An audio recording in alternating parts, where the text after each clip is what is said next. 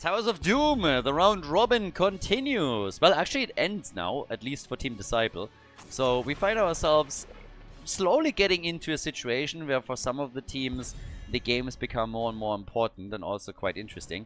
Again, not all of the teams play the same amount throughout the tournament. You know, we have several weekends where the games are being split and we're not finding ourselves in some kind of situation where we have a full play day being played out on a certain day, like in the days of HGC.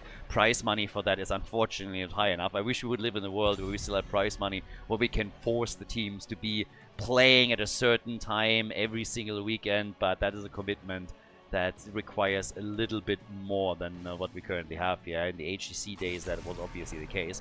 But currently, we find ourselves, therefore, in a spot where Team Disciple is now playing their final match in the round robin. They're currently 4-0, which is insanely impressive. And they're going up against Team Serdath in another best of 3. And as it stands right now, we have the red team without a single victory thus far. So they are 0-2. But they actually played some incredible games. So you could argue that the score that they hold currently is not really representative from of the actual power level. But then again, they're now going up at the leader against the leader in the round robin ranking. And Team Disciple has been absolutely crushing everything. These guys have been an absolute blast to observe and are super, super fun. Can they make it a 5-0, which obviously would also put the #1 spot firmly in their hands? Or are we going to see some aggression against it? I mean, again, we'll find out. For now, we have our first map in the best of 3 series. As I said before, there are no shenanigans around, well, drafts. So there's nothing happening here along the sides of like, ooh, you can only play hero 1s or certain heroes are banned or whatnot. Vanilla tournament style. The one thing that's a little bit different is that we have a captain's draft, which means that 6 captains were chosen. Those captains then, with the help of an auction system with points, drafted their team out of a player pool. And now we have 6 teams that play out a round robin in the first phase of the tournament. The top 4 teams advance into the playoffs and the bottom 2 teams, they drop out. So we now get Blaze, Malfurion, and Hanzo over on the blue team side. We got a Junkrat and a Brightwing for Team Serdath. And they are actually really fond of betting out Tyrael against Nagrom. That's not the first team that has done that. A lot of them are actually doing this right now. Stitches gets banned. I mean, with Junkrat, there's always a nice delivery system, and you're looking on Towers of Doom. More importantly, Masquerade is playing on the red team side. And one of the things that has been pretty consistent with Masquerade is that he's been playing Stitches on Towers of Doom a lot. So great ban from Team Disciple. I actually like it a lot, meaning that they prepared. They actually did some research. We have Masquerade there for deviating over into Garrosh, and they have Zeratul for Serdath. Can the red team make it happen? I'm really intrigued if Team Disciple can walk away in the round robin with a 5-0. Because again, it's not only about qualifying for the next round, you also at the same time want to make sure that you end up in a really nice spot, as high up as you can, because that means your first matches in the bracket phase in the playoffs will be a lot easier, just from the seedings perspective. Diablo and Thrall to round out the draft, so we have a triple front line, and here comes Tychus, the final pick, ladies and gentlemen. Let's go! Towers of Doom. It's party time. On the left, we got Team Disciple in blue. By the way, bonus points for whoever realized that the name of the map in the previous scene during the draft was actually Towers of Boom. I was just testing you guys a little bit if you actually pay attention, and so far, honestly, it seems like nobody really did. So, yeah, at some point, I'm gonna write some crazy stuff up there, and nobody will even see it. But anyways, the blue team now over on the left with Disciple on Thrall. We got Ubi on Blaze, Morenas on Hanzo, Scorch on Malfurion. Again, he's absolutely rocking Malfurion. I wonder if at some point teams are thinking about banning Malfurion out against him. So far, that hasn't happened. Nagrom on Diablo, and on the right side, Tychessa on Brightwing. For Team Serdath, we got Serdath himself on Zeratul, Nan on Junkrat, Rutzo on Tychus, and Masquerade is playing Garrosh. So, what is the red team able to do here? It's their map. They chose the map.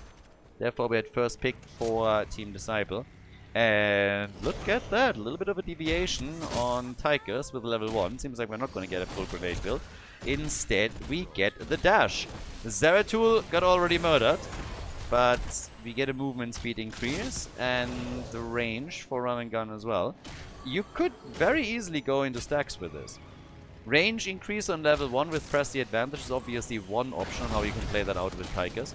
But if you go into this particular style, you can also get tons and tons of stacks if you decide to go into your minigun stack quest on level 4. So we'll see if that's what happens, if they go in the rhythm or not.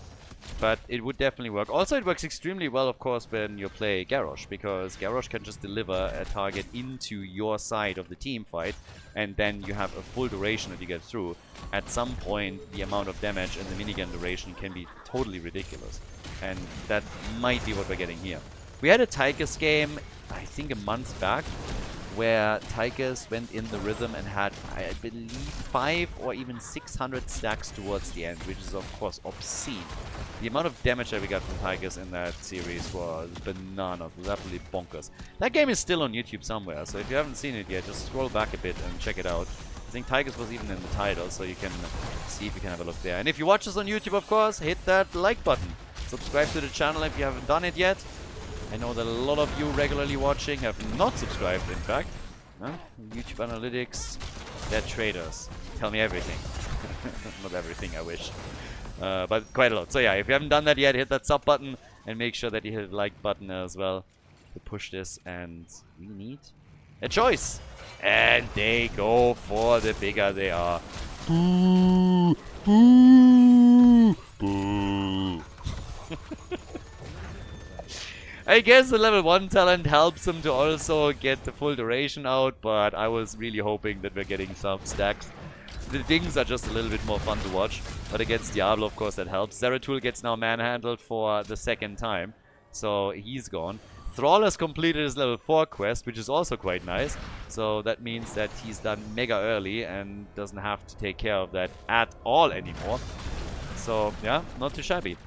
But at this point, we have 2 kills to 0 for Team Disciple. Seems like they are giving up some of those altars, though. The bottom has been given up, and they're fighting for the top right. That doesn't seem like it's gonna work with Junkrat on the other side. I mean, good luck, my friend. Not so sure if that's really the play. So eventually the red team is likely going to pick this one, and Masquerade gets it, and Zeratul gets killed again. I start to feel a little bit sorry for him. This is the 3rd time that they've now eliminated Zeratul. Yeah, I think that's a couple of reports incoming, at a minimum. So slightly unfortunate what we're seeing here for him. Blaze is at the top and is starting to get himself the next camp, so he grabs that quickly. For Diablo on level 7 we get Malevolence. We now have also the Ancestral Wrath. And the Legion experience is they're extending it. I mean, that's a level basically. 4 minutes in, that's not too bad. And this is not all coming from those few Zeratul kills that obviously plays a role and contributes. But there's a lot more going on here. Also, there's a lot going on with that Tychus build. Now on level 7 we actually have him go into the Combat Tactician. Okay.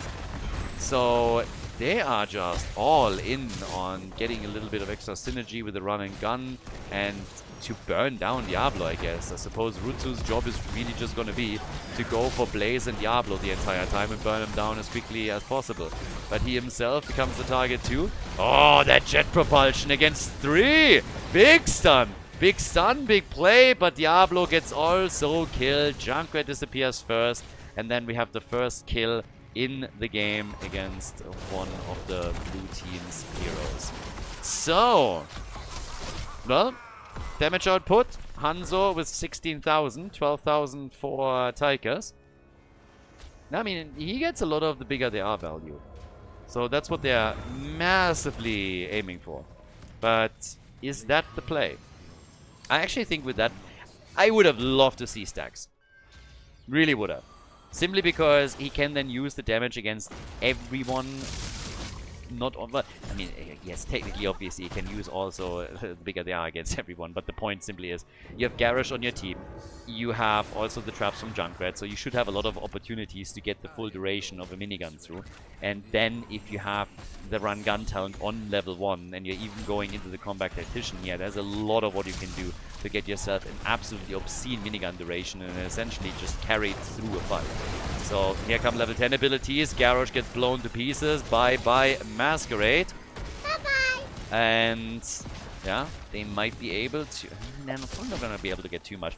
Take that wall down at the bottom of the map, but a bell tower conversion is, I would say, not really in the cards. And as I say that, they're trying to go in. The A pop, not too successful. Sundering, on the other hand, was very successful. And now they're trying to go for Taichessa and for Tychus. Diablo got a bit lost and gets murdered. It was a very nice stop, by the way, as Diablo engaged with Apocalypse. And I think it was Rutsu with a grenade that completely shut him down. Went even into drill. What is this? The entire build just screams in the rhythm. Did he misclick on level 4 and is just now committing?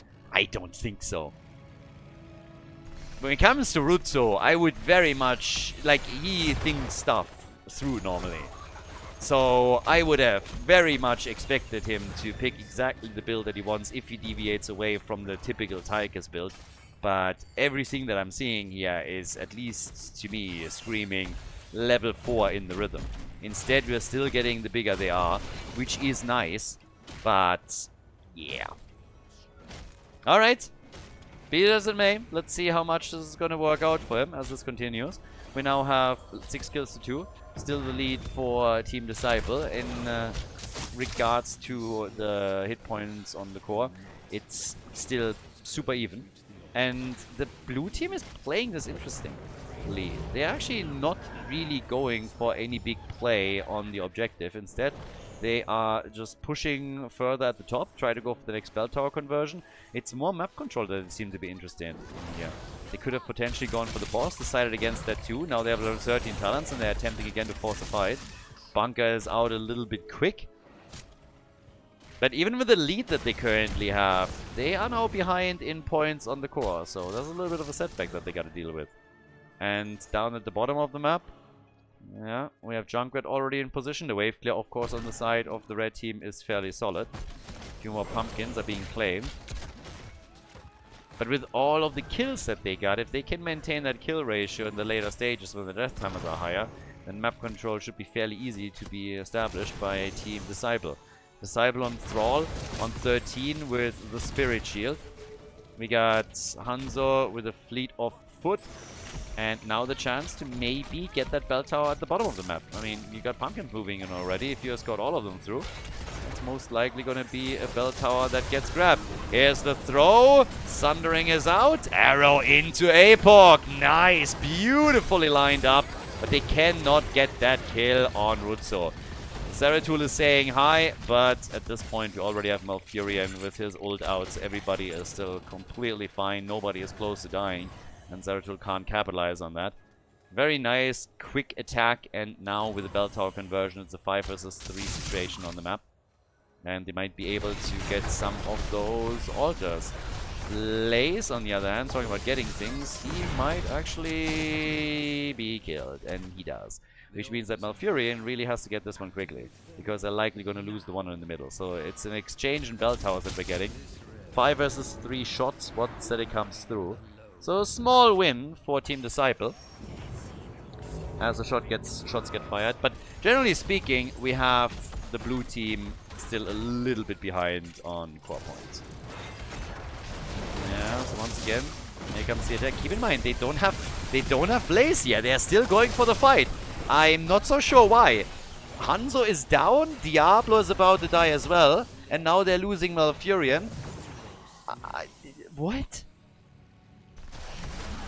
Can someone explain to me what just happened?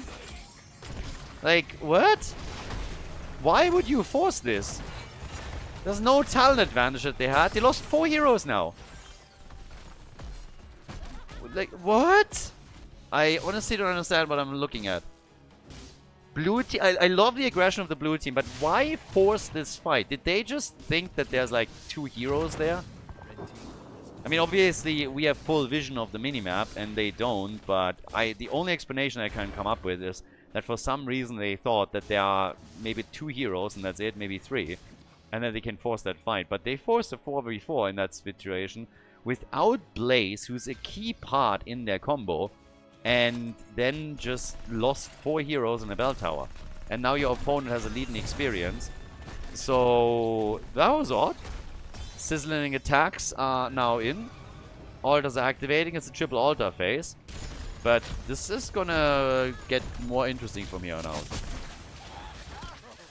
I like the aggression. I mean, don't get me wrong. I like that they're taking risks, but this was not taking risks. This was just a little bit silly. So yeah, they fought a 4 versus 5 that they forced and then lost all of the advantages that we're holding to that point. So let's see if they can recover here. It's gonna be a little bit more tricky. The interrupts are already coming. Yeah, Diablo gets met right away. Yeah, Sundering into a Hanzo arrow. There's the APOC. Masquerade still rushes away, but he actually makes it. No! There's the... Tychus is gone, but so is Thrall. Masquerade survived. That's wild. Nano gets saved and is also still alive thanks to Brightwing. It's actually a little bit impressive how many of them were able to make it out of the fight. 3 of them should have died for sure. Now Malfurion is gone. They can at least take down Garrosh. If Malfurion uses his ult a bit earlier, then I think it's a different situation. But this is just wild. I mean, seriously. First exchange between Tychus and Thrall, and then Malfurion with the ult a bit too late. Now we still have the fights just breaking out over here, but it's Zeratul that gets bodied by Diablo. Nagrom showing absolutely no mercy here and getting another kill for the team as Morenas is trying to get the channel, and he will get it. So that puts the blue team a bit ahead again. And yeah, it was nicely done. So now it's 19-21 points on the core. They even take the mercenary camp and steal that away. Good for them. But that was a wild battle. Huge fight. 9 kills to 9. And the move straight through the middle of the map now. With a few more minions that they can escort in, do some damage. Blaze is also going to pick up that massive amount of experience that is sitting at the top, of course. Yeah, that's a huge wave. That's awesome for them. That actually puts them straight onto level 18 now. Down at the bottom of the map, they want to go for Junkrat, the stun, and Sundering is out too. They wanted that kill. Oh god, they really wanted it. And now they were able to take Brightwing out too. So that's a sweet double kill that they forced so hard. I mean, Junkrat there gets caught, Hanzo's arrow comes in, Sundering comes out, Junkrat gets demolished, and then shortly after that they go for Brightwing and take her down too. That means that the bell tower is wide open and they can't claim it. So they retake control over the bot lane, which is of course the most important lane still on Towers of Doom. Nice! The timing of Ubi getting access to the camp here. Okay, there comes the jet propulsion. Diablo, APOC, Indomitable used by Masquerade to get out of that fight. The rotation from the bottom of the map is already coming. They don't have Sundering right now, and they can't get them here. What they can get is that bell tower. Yeah, pumpkins are saying hello. And they're gonna get it in just a moment. And that happens as we have 2 altars popping up. So this is a 6 versus 2 bell tower situation now that we're talking about. 5 versus 5, but one team has level 20 talents. We're just gonna give them a nice lead. Scourge is being interrupted. Once again, Hanzo with an arrow attempt. Blaze has already claimed the top left, and now they're very much trying to get the one on the top right too. That would drop Team Serdath down into single digits on the core if they're able to pull that off. Damage output, 41,000 from Tychus. Hanzo is at 51,000, and they want the barrage. Oh, it gets spicy. Zeratul is trying to retake at the bottom of the map to make sure that doesn't happen. But they go for Masquerade, and Garrosh is dead. Garrosh is down. They're going to get that bell tower. The question is... Uh-oh. Zeratul has actually left the bot lane. Ooh, but Disciple gets killed. Yeah, they want that bell tower, but they can't get it. Hanzo is now dead, and they just can't get that bell tower. Alright, the kills are coming. They're trying again for just a moment to go for Tychus, but he turns it and wants Diablo. Not able to get that kill. It's insane. The altar channel, by the way, has happened. So they got the channel over here too, and the core is now down to 7 points. But this, if they would have been able to get that, and they still want to, they might be able to win the game in a moment, or at least get a lot closer. Now they have to retake at the bottom of the map. That's 50% of the HP. One shot already fired. A second one at a minimum will come through. Yeah, shot number 2 is on its way. That means it's now 4 points on the red team score. 4 points, as they have level 20. Both teams on level 20, but it is 4 points left, which means that one boss will end that game. And Hanzo plus Thrall will be back soon. So Team Serdath, they have to do something. There's a double altar coming up. And in addition to that, there's also at the top that boss. That is a huge problem for them right now. So they gotta do something about it. The level 1 talent, we now have the synergy with the bob and weave. The stun chain against Masquerade. And he moves out of the APOC, barely. How the hell did he survive that? I mean, seriously, so much to see against him. And then it's Thrall that dies instead. If somebody can move down to the bottom of the map in a second, they might be able to sneak it. But right now it's 12 kills to 12, and it's a 5 versus 4 because Thrall died. They weren't able to get the kill against Thrall, against Garrosh, but Thrall fell. Now Blaze, Polite, and also dead. Guys, are we seeing a comeback? Are we seeing a comeback here? Team Serdath with massive momentum right now. So the aggression is coming. And they got the bell tower at the bottom of the map. Bell tower is taken. And they will get 2 altars, 8 shots. Unless there's some kills. No way. Are they getting another one here? Of course they do. At least Junket gets killed. So there's a counter kill. Shots are fired 13 to 5. Yeah, so one of the shots that I was expecting earlier apparently didn't make it through, so they're not down to 4, meaning the boss would not end the game. But 5 points to 13. Yeah, still they're double digits. Blaze back in 10. I have to say that this entire game started to slip away a bit from the blue team. Now they are starting to get more in control of it. If they can get a kill against Masquerade here finally, or against Brightwing, that would already be a lot. Blaze is now just coming back, but they kill Hanzo. It's always these fights that they just don't need. It was a 4 versus 4 here, just as they had the 5th hero coming back up. Now Tigers is bullied fully around, but still gets the kill. They're playing this too close. Tigers is gone, but they lost 4 heroes as a result. They're throwing the game away. Team Serdath is about to go for gold here.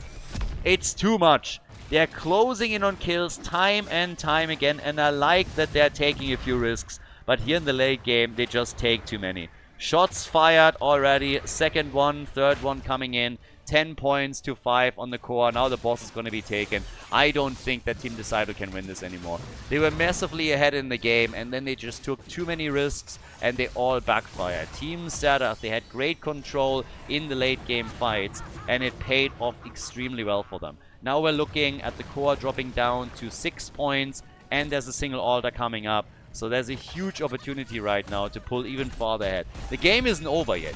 We are still having the blue team come back and having a chance to fight for this. But they need to stop these things where they're going into disadvantageous fights. Even the last one. Why take that 4 versus 4 when you have Blaze literally back up on the map and he just has to move towards the team? Not necessary.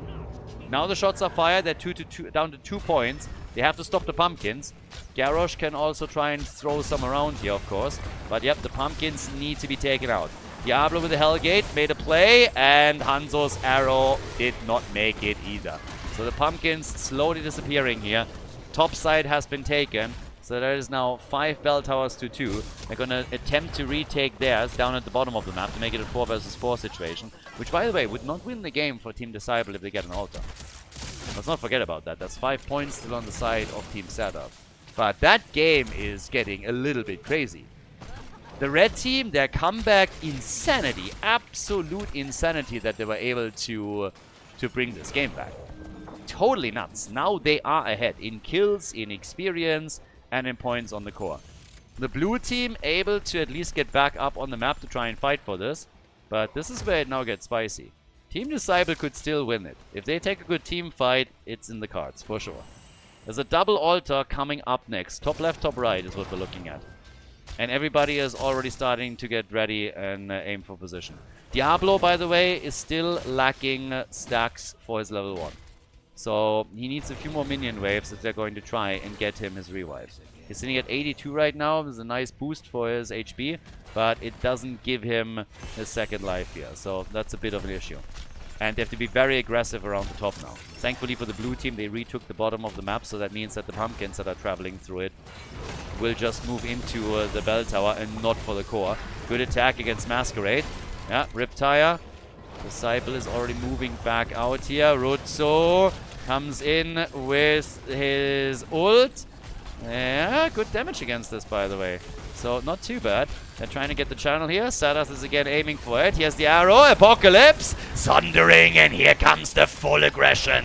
They're coming in. They're going for Masquerade. Serdath is channeling. Gets interrupted again, but Garrosh is gone. Garrosh is gone. 5 versus 4. There's the opportunity. They get the kill on Brightwing. The Fruit Fly is eliminated, and that was a big one. Nagrom is able to push out with Diablo, and that was huge. Junkrat gets killed. They go for the double channel. It's a 5 versus 2 right now, and they are eating dirt. That channel has already happened. 4 shots fired. It's game, ladies and gentlemen. That's a victory for Team Disciple in game number 1. GG. We're going to head in game number 2 in a second. Guys, if you enjoy the content, if you like the coverage here, please subscribe to the channel and like the video. It really helps to spread the videos to people that were interested in Heroes of the Storm in the past and might rejoin the game. So spread the love a little bit, help to promote the games here, like and subscribe, and I hope that you enjoy the rest of the series.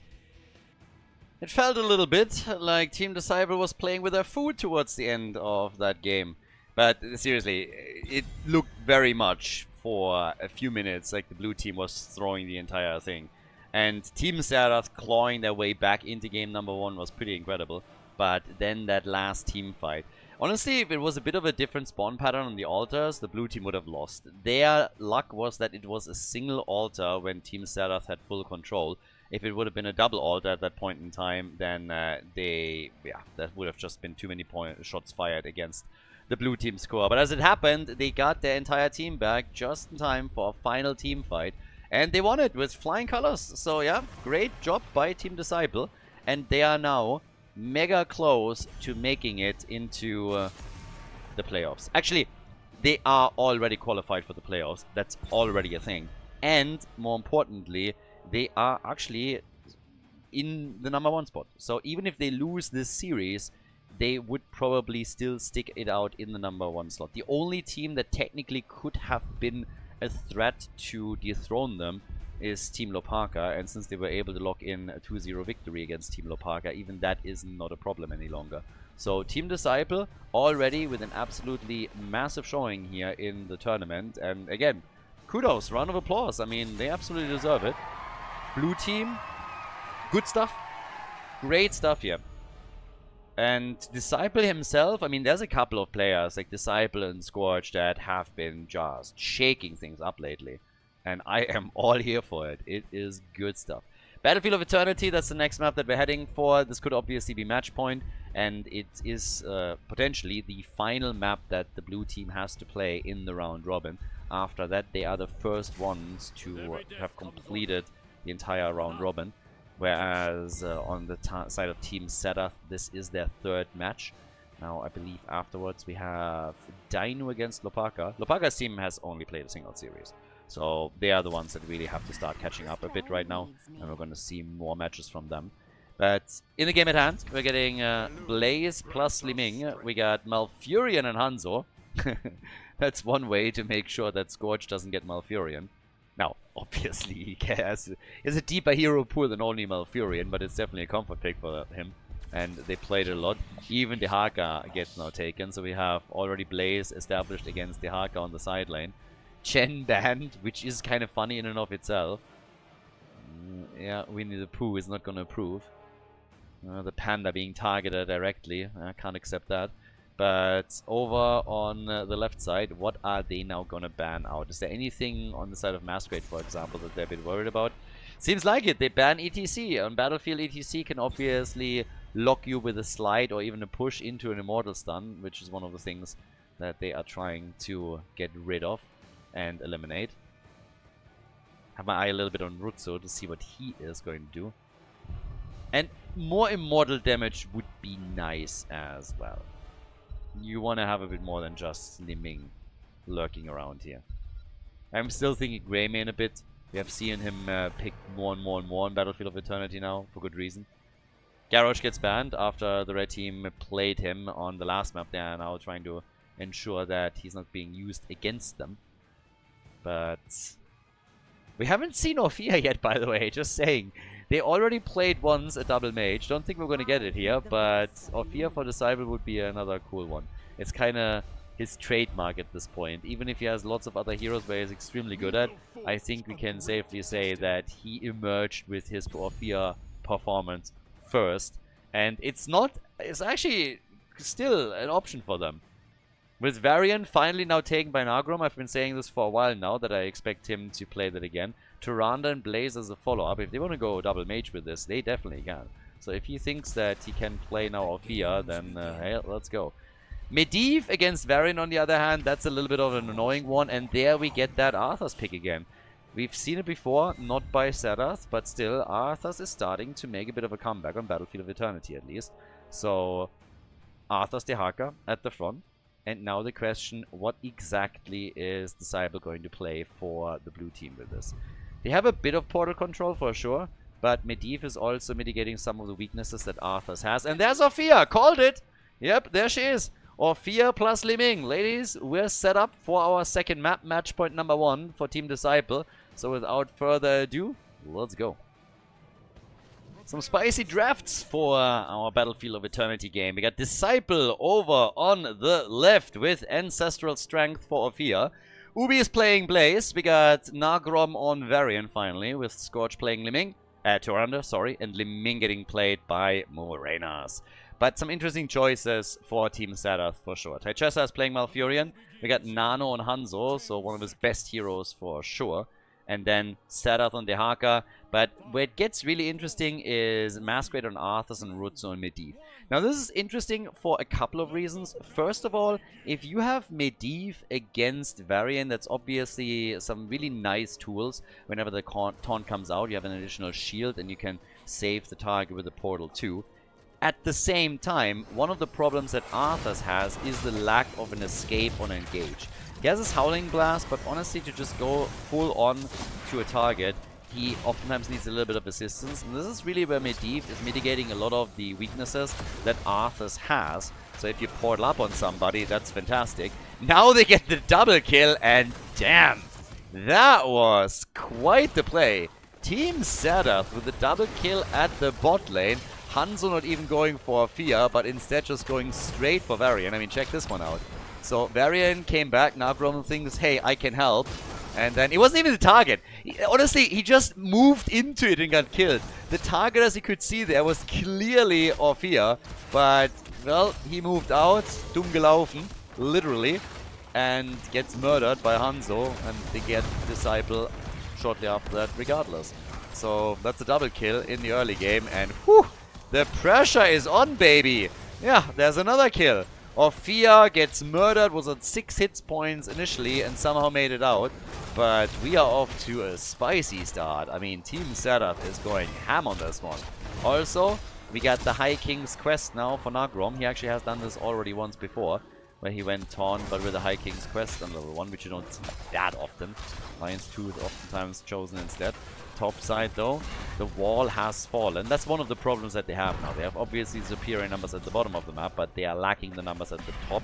But it's working out extremely well. I mean, that bot lane has been crushing it. Structurally not that far ahead, but they're just seemingly getting kill after kill here. They go for Varian and they take him down. At least this time, Arthas died first. So Arthas is gone, but this is getting a bit wild here. The only downside, really, for Team Serdath is that they are losing the top side fort. That thing has been very heavily attacked, and Serdath was not able to stop them. So structurally, the blue team is ahead. They're ahead in structures, for sure. They lost their bottom wall too, but they lost barely any hit points on the fort. Nagrom trying to tease us. It's taunt, dude. We know it's taunt. So don't try and tease Smash or anything. There it is. But yeah, it's pretty wild. When it comes to the experience lead though, it might help them with maybe an early level 7. I mean, we'll figure it out. For now though, bit of an advantage for Team Nagrom, for Team Serdath in regards to the actual experience. You have to also deal with the camp at the bottom of the map and a minion wave that has already been built up there. The Haka is sitting at the top, going up against Blaze still, as the two of them have also a few camps to escort through. But we have the Immortal about to be attacked as well, and that's where our Double Mage again comes into play. And as I said before, Double Mage is usually not really the norm, because you want to have a sustained damage dealer so that you're not too cooldown dependent. But if your entire MO is to blow targets up with a taunt setup, you can do a lot with that. And some teams have been experimenting with it in the past. It was actually interesting. Before HGC was cancelled, Dignitas in particular was doing a lot there. So in case you guys didn't know, but I watched pretty much every team scrim and got the info on new strategies that we're playing. And Dignitas was at the time, even for some of the tournaments, already experimenting with double mage lineups. Didn't work out as well as they wanted to, but Mene, for example, had high confidence that they would be able to make it work in some niche scenarios with some builds that they were trying to do. So even in that environment, double mage was something that started to become more of a thing. We see it occasionally here now too, but you have to play a very clean game in order to get the full value out of it, for reasons mentioned earlier. You're just very cooldown dependent.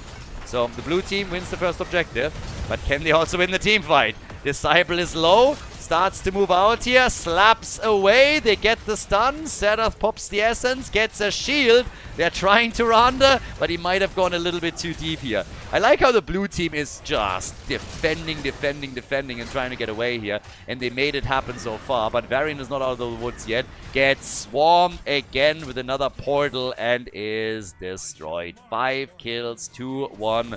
Ophia moves back out at the bottom of the map as the Immortal is shelling the shit out of that wall. So that one's gone. The fort is going to take some damage. And Li Ming plus Blaze are back to their top lane shenanigans as they are attempting to push for that fort once more. So they're getting the aggression in. Yeah, jet propulsion, Serdath, and he gets slapped and killed. Ophia takes him out. That's the end of the fort as well. So as before, structurally, it is the blue team that is in the lead here. We got the Mind Devourer right now with 3 stacks out of the 30. So yeah, a little bit more action against Varian down at the bottom of the map, as Arthas is also trying to be aggressive here. Went into Death Coil build, by the way. Ophia targeted, killed, but so is Medivh, and he lost his stacks. Medivh loses all of his stacks in that encounter. Tyrande dies shortly after. And Blaze is also getting destroyed. That's 8 kills to 3 now. And they're taking down Li Ming. Arthas is dead. And there's the full 5-man team wipe. With level 10 abilities now ready for Team Serdath. And they go for the fort. 21 stacks, Medivh. 22 at the time when he was killed. So losing the baseline stacks completely. But they have taken a significant lead in experience right now. Ophia is back. It's Nano on Hanzo, honestly, that is one of the biggest problems. Nano is just wrecking them. Absolutely wrecking them. There's a reason why a lot of teams in the past have banned out Hanzo against Nano. He's an absolute monster on that hero. And Disciple is currently experiencing that firsthand. I mean, he's doing whatever he can to somehow bring this back.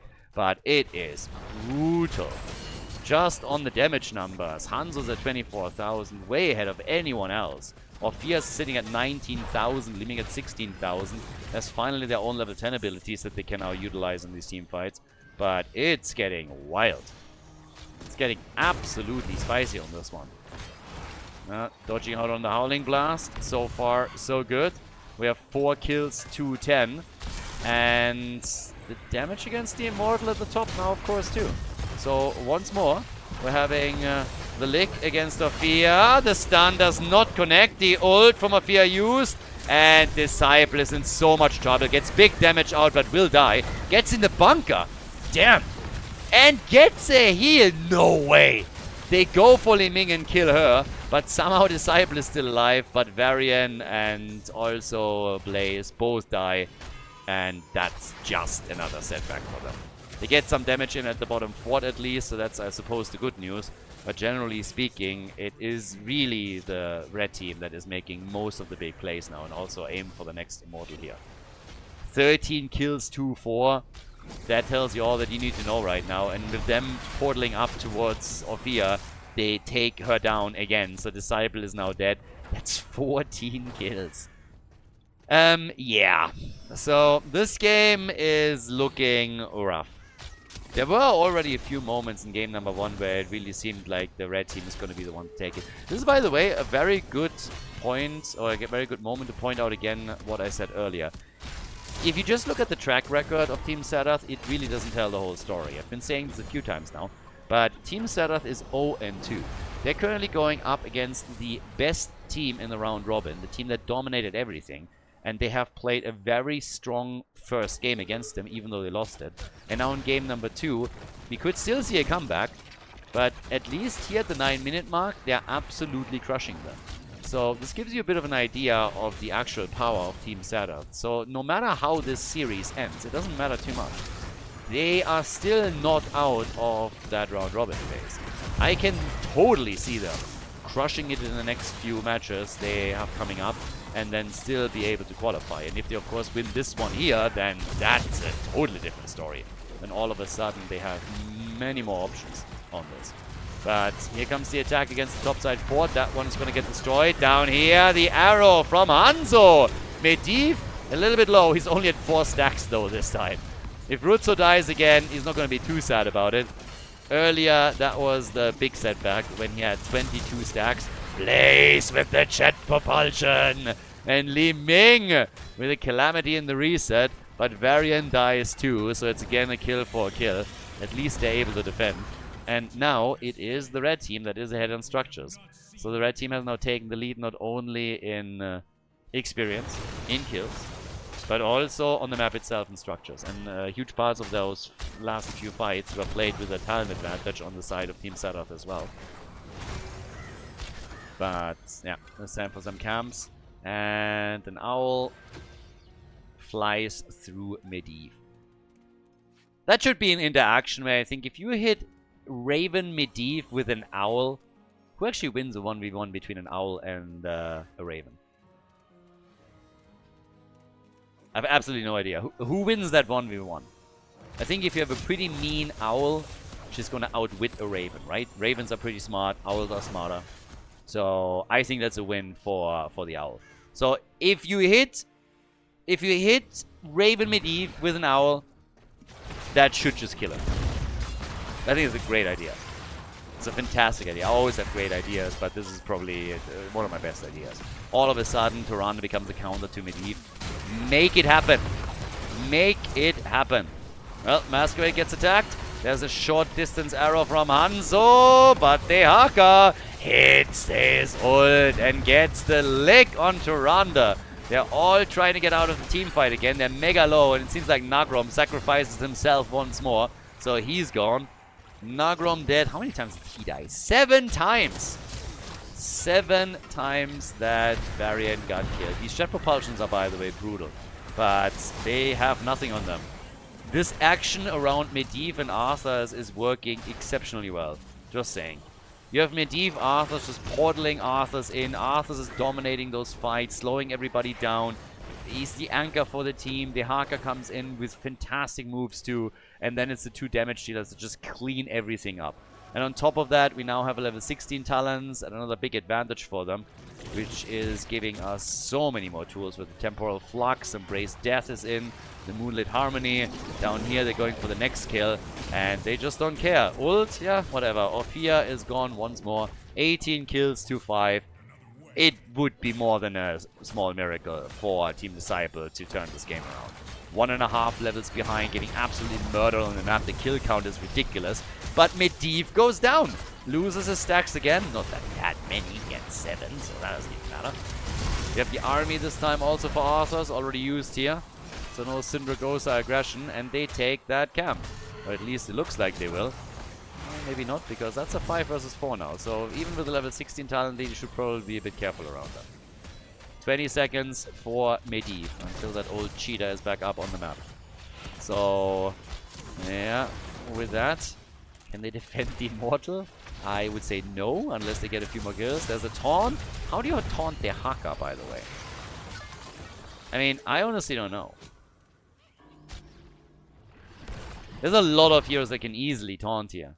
Go up in Hanzo, your mama's so fat, Stitches can't even hook her. So, Garrosh broke his back when he tried to lift her up. But how do you taunt the Haka? The Haka is just gonna take that as a sign of pride. I have no idea how you taunt the Haka. I'm racking my brain here, but like, yeah, I have nothing. I have absolutely nothing. So, Varian will have to come up with some cool one-liners in order to make that happen, but he already tried. Tries another one here. Stun. Shield is out. There. Oh my god. The Haka was basically dead. And they somehow always survive. It is ridiculous. Absolutely nuts. They're still trying to defend the Immortal, and it's not gonna happen. They are losing it. They at least reduced the shield a bit, but this is still so difficult for them to defend now. It's a 50% shield on the Immortal. Will be big damage. 14 stacks for Durand on level 1. 2 of the quests already done, completed with the High King's quest. And yeah, down at the bottom of the map, they somehow have to try and defend this. Damage output for Hanzo, he's at 60,000. Ophia is still looking quite strong here with the 50k that she brings to the table, so that's not too bad. But they need to try and take that one out, and also dodge Arthurs, of course. The shield is getting slowly destroyed here. Masquerade, looking for opportunities again for another Howling Blast. Hits us this time. There's the Tong, and there's the kill. Howling Blast into the Haka Tong, into that Ophia. Yeah, and they are trying to defend that keep, but boy, oh boy, it's going to be difficult. I don't think they can hold the key, but they should not lose the game here. They will probably have another chance to fight back. Will they? They get the kill here, yes. If they lose heroes, then no, and they are losing some. There's Tyrande gone, and Varian is dead. That's game! Team Serdath, awesome! Good stuff. Team Serdath with the big plays. A little bit angry apparently after their loss on map 1, and I don't blame them. That map was essentially theirs after their comeback. But right now with 21 kills, 2-6, that's the victory on Battlefield of Eternity. So nicely done. The red team, they tie the series up, and we're going to game number 3 in this match between Disciple and Serdath. GG. Coming up next, we have game number 3 for you guys. Before we go, a big shout out to everybody that is supporting the channel on patreon.com/Khaldor. Really appreciate the support, guys. Thank you very, very much. If you want to support the channel, if you want to support our efforts to keep the Heroes of the Storm esports scene live with all of the events and tournaments that we're hosting, then please consider to check out patreon.com/Khaldor and support the channel there. It's the best way to support all of the things that we're currently doing for the scene and plan to do in the future. With that being said, enjoy the next game of the series. Well, this is the second time that Team Disciple lost a map. They lost a map to Team Sven, and now they lost a time to a map to Team Serdath. And they might still lose the entire series. So currently we're going to the third map, and I have to say that the red team did an amazing job on Battlefield of Eternity and absolutely crushed it. I wonder if Medivh is going to get banned here eventually. He definitely played a huge role in what just happened. Now this is Infernal Shrines, where Medivh can still be played, of course, but there were a couple of things that really came together here. I mean, first of all, the comp that Team Disciple played was really based on them trying to kill heroes after a taunt from Varian. That hadn't really happened for long stretches of the map, so that was a huge problem. And now that we're going into Infernal Shrines, obviously, it's going to be a very different comp from their end, I'd say. Dehaka gets banned. Dehaka was actually one of the... I mean, Ubi and Dehaka is just absolutely amazing. So one of the reasons why Dehaka got now banned out is because they want to avoid him having that big of an impact. But we talked about Malfurion and about Scorch quite a few times, and here is now a very early pick into Malfurion, because while Team Serdath isn't really willing to ban Malfurion out, they on the previous map at least picked the hero for themselves and said, hey, we might just pick it away from you. And that kind of worked. So what Team Disciple is now doing is saying, okay, we need to value Malfurion higher, so let's pick him first. That allows for a Johanna plus Blaze combo for Team Serdath, which is obviously a really, really powerful and tried and true frontline. Not only for Infernal Shrines, essentially for any map that you play, but that's a real powerful one. But I like the rising priority for Malfurion on the blue team side.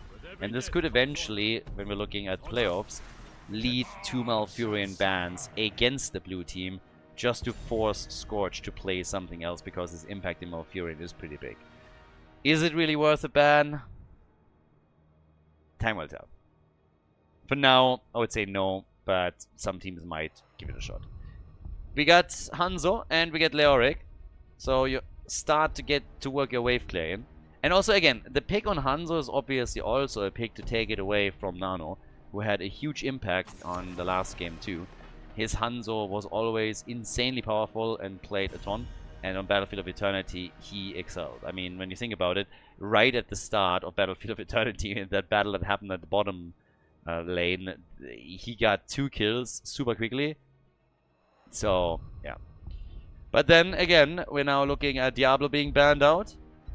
Over on the left side, Mephisto gets banned. Yeah, he's, of course, also a really nice mage to have on Infernal Shrines. Could still easily go for Gul'dan. Gives you a Horrify too that you can play around with. So, we'll see. But then, at the same time, now with the double pick, we're obviously going to get at least one of the damage dealers already. We normally also think that we're going to get one of the... Anduin is in. And... Gul'dan! There he is! For Nano. Okay. It's kind of interesting because, again, this is the first... This could be the first time the Team Disciple loses. They want to go into the playoffs with a 5-0, of course. But it could be the first time that they actually lose a series now. And if Team Serdath wins this one, that would be amazing for them. They're 0-2 now. Winning a match and then also winning it against Team Disciple, that would be great. But here comes Muradin as our tank, and we get Malthael again. Disciple really likes to play Malthael on Infernal Shrines. It's been a few times in a row now where we had Malthael taken by him, and most of the time with big success. Now there's obviously a shield on Johanna and also Blaze's bunker that you have to play around a bit when you go for Malthael here, at least if you want to go for last rites. But then for Rutzo, who's oftentimes the X-Factor pick for the team. What are we getting here? We get Zarya! Haven't seen her in a long time. Long time since we've seen that Zarya pick. But ladies and gentlemen, let's go. Final map in the best of 3 between Team Disciple and Team Serdath. The blue team on the left, Scorch on Malfurion once again. They first picked Malf to give him his support. We got Morenas on Hanzo, Ubi on Leoric, Disciple with Malthael, and Nagrom on Muradin. As over on the right side of the map, we have Serdath on Blaze, Taichessa on Anduin. We get Nano with the Pursuit of Flame on Gul'dan, and Rutsu with Zarya. Haven't seen her in ages, but here she is. Zarya is in the house, and Masquerade is playing Johanna in this one. So, good stuff. Very curious to see how Zarya is playing out for them. I think in the whole of the Anniversary Cup and also the Murky Cup afterwards, we didn't have a single Zarya pick. Not even one. So, kind of wild that we get her now in this pretty important game between the two teams. That's a triple front line therefore for the red team, and a lot of sustain, of course. Helps with that shield from her a little bit against Malthael as well, so we might see some deviations. But for now, we're getting on level 1 stacks for Gul'dan. We also have third wind for Muradin. And up at the top, Leo against Blaze, as down here Murden is just hopping around. But yeah, we're off to the races. Team Disciple. Are they finally going to lose a series? Is this going to be the one where they are taken down by an opponent? And more so, is this the first time now where Team Serdath is able to win a game? Keep in mind, they haven't won a best of 3 yet. Not even one. And it's actually a little bit of a problem for them. They lost twice with a 1-2 score. So they went always to the final map, but they haven't been able to take best of 3 series. Which is wild, which is absolutely crazy. They can still make it into the next round, but a loss here would hurt them. But when it comes to maps, for example, they are looking pretty alright because they always lock at least one map win in. And this series here is absolutely no exception. The battle now between Serdath at the top and Leo. That's down at the bottom of the map. The rotation continues, and Marthel has tried to push the lane out a bit further. Yeah, we're now also getting rejuvenation again for Malfurion. And we get the paralyzing rage for Leoric. So yeah, Leoric is getting big mad again, as on level 4 we're getting the follow-up, but they're giving me 20 here. So yeah, gets the shield in. We're trying to go for Nagrom, who hops out straight into the hands of Jojo, and that could be first blood. Gets some damage in, but a nice root for Malfurion, or that would have been a follow-up. If not for that root, I think there's a chance Muradin would have died. But Malfurion with a good reaction, because if they could just work a bit more damage in, even if it's just auto attacks, they could have been doing a lot here. Bottom shrine is the first one that we get, and all the way up at the top, we're now looking at the teams going for their camps, of course. So yeah, that's the first one that they're starting to lock in, get those camps connected, and start to make your play with that. As Leo is already getting this one pretty easily. There's no globals, by the way. There's no Dehaka or anything. So if they're really committed to trying and play this out at the top lane and take those shaman camps out first, they definitely can. Down at the bottom of the map now, a little bit more action as we're going for the shrine. Be careful here. Lead initially for the red team as they're taking a few of the first minions. Gul'dan is the one that has to deliver all that AoE. Muradin coming in from behind again. Root on the ground. Muradin.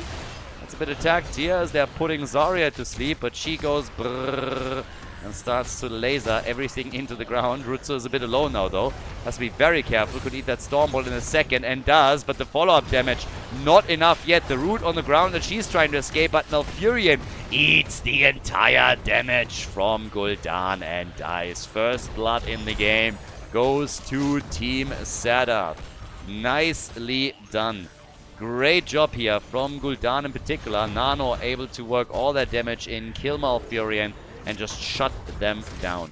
Up at the top, the wall not taking a lot of damage as Leo was still pushing there, which means that now they can really work that bot lane and try to take this one out. The bait over the wall is already happening. Good for them. But the side wall is up, and with all that siege up power that they have with Zarya now as well, they can do a lot of work here, and that's exactly what we're getting. So big damage currently done by them, and they're starting to slowly take this out, but the attack is still coming as they're flanking in from the side. They attempt to get a bit more damage in, but yeah, not so much.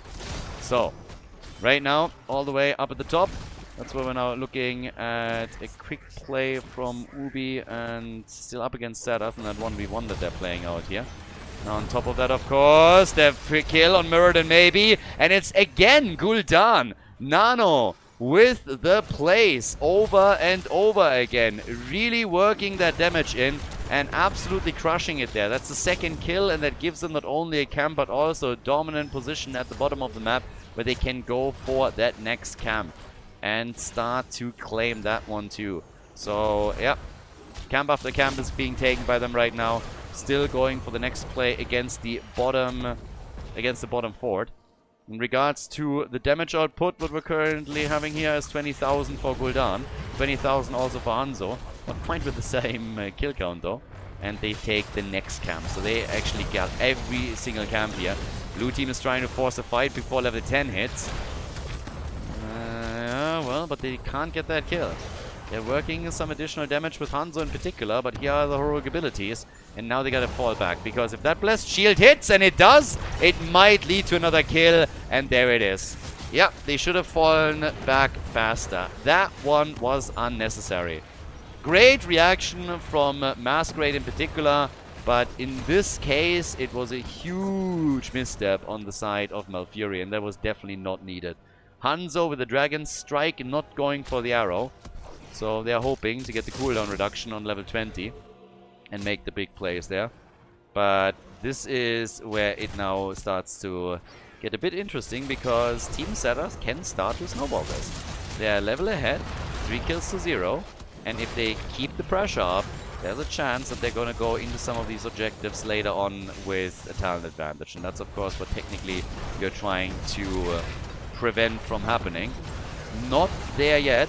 But, well, the attacks are still coming, and Scorch is in the corner and goes down once again. So that is Malfurion down for the second time.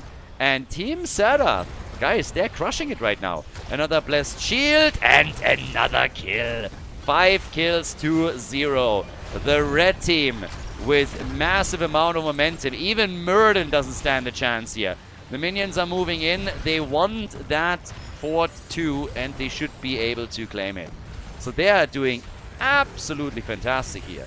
This is looking amazing, honestly. 6 kills to 0, a level ahead. You take a fort out. The fort at the bottom of the map has already fallen, so this is the second one. Malthael has gone into his Tormented Souls. No last rites for him. So this couldn't go any better, honestly, for Team Serdath. They're crushing it here. And this is pretty epic. This might be the first series that Team Disciple loses. Team Disciple had an insane run in the round robin, and they will end up in the top spot one way or another, but this is a little bit of a mark on their nearly perfect record if it happens. And I gotta give some credit to Team Serdath. They haven't won it yet, obviously, but they're certainly making all the right moves in the earlier stage of the game. So here's the level 13 talent advantage for them. Bit of synergy for Nano again. Yeah, the kill against Leo. They get it, despite the fact that Malfurion was trying to save everybody with his ult. So Tranquility already used, but the Frozen Punisher will likely end up in the hands of Team Serdath. Don't see them being able to break through that. The lead is already there.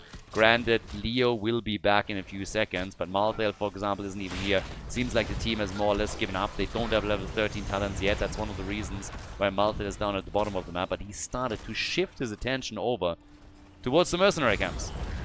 So, yeah, so far so good. Damage output, 37,000 now for Gul'dan, 34,000 for Hanzo. Level 13 talents are finally in, and Blaze is trying to deal with the situation, especially after now the siege camp was taken as well. And to be fair, Malthael is still pushing this a bit. But the attack is happening up at the top. And that's where Hanzo had to jump out.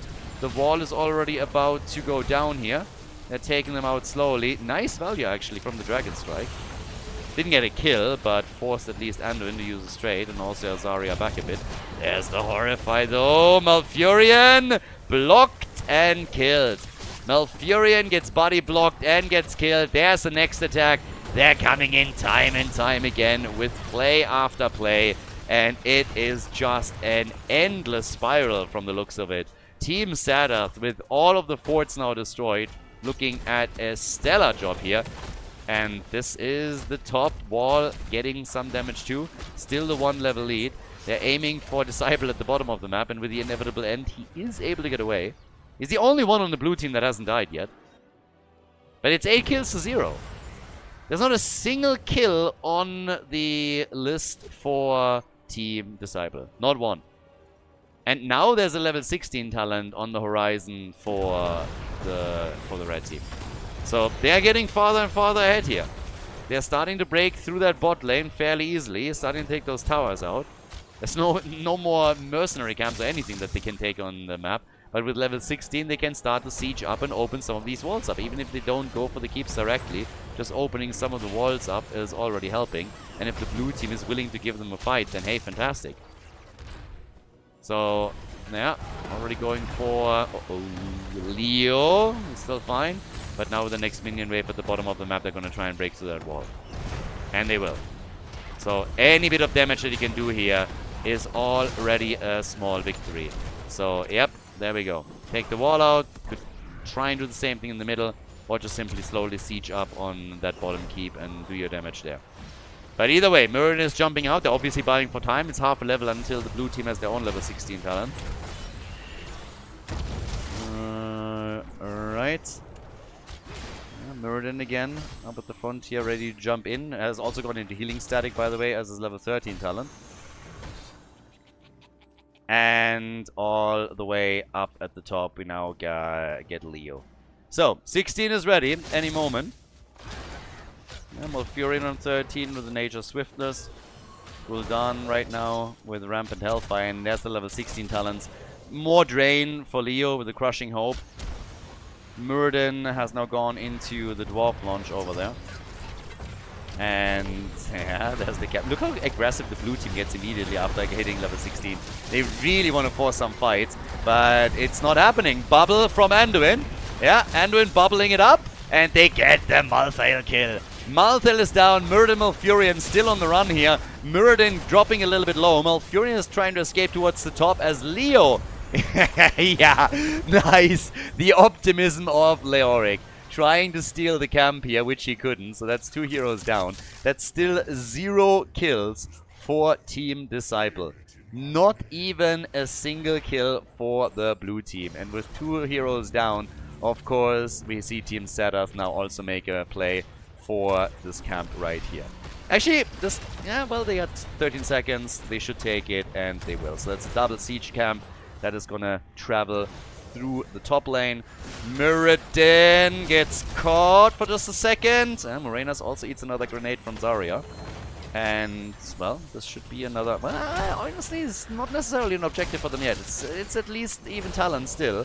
And there's a chance that Team Disciple is actually going to win this one. So they have another fight on even talents. The problem is they're already eating a lot of dirt here, specifically Mirrodin, of course. Here comes the Entomb. That might change things. Jojo is in a bit of trouble. Masquerade gets another shield, and they kill Malthael again.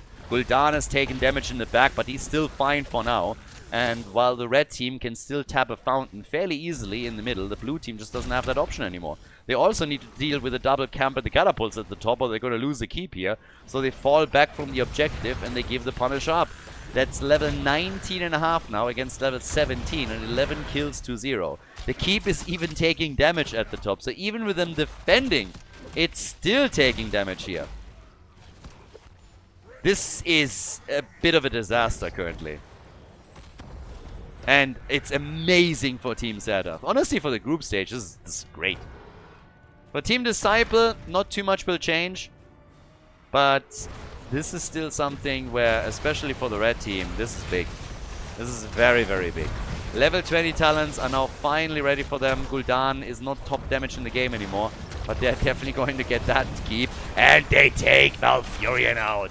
Malfurion is gone. Anduin with the bubble. The Punisher is jumping in again. It's a 5 versus 4 right now. The Punisher is just having some fun here as Malthael dies. They're getting a counter kill on Anduin, but Hanzo is also gone. Ubi is the next one to fall, so Leoric is eliminated, and they can go for the core here. Even if they didn't go core, they could just simply take all of the forts out, sorry, all of the keeps out, and there's the play for a game. And it seems like, yep, with Mirrodin gone, it's a 5-man team wipe. And Team Disciple loses their first series as Team Serdath finally wins a 3rd map in this round robin. GG and well played.